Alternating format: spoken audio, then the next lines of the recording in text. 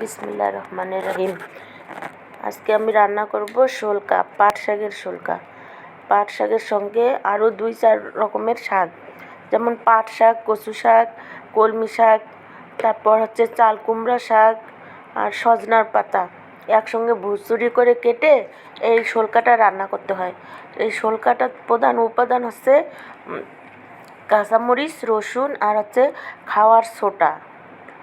এই 3টা জিনিস দিয়ে রান্না হয়।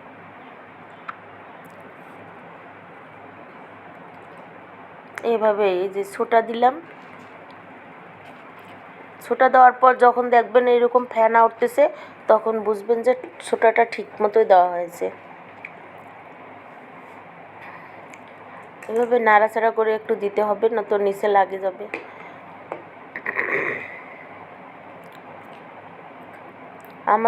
আমাদের অঞ্চলের এটা একটা ঐতিহ্যবাহী খাবার, সবাই খায়, গরিব ধনী ছোট বড় সবার পছন্দর। তো বছরে 2 দিন 1 দিন সবাই খাবে।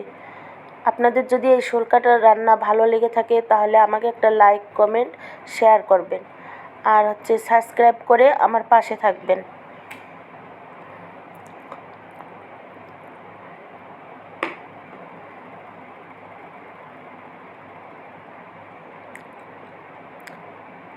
শোলকার রান্নাটা হচ্ছে বেশি পাতলাও হবে না, আবার বেশি ঘনও হবে না, শক্ত হবে না, মাঝারি মতো।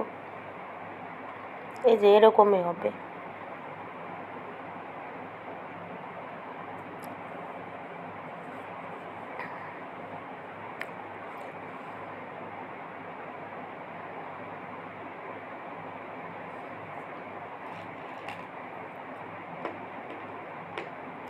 হয়ে গেছে, রান্নার শেষ।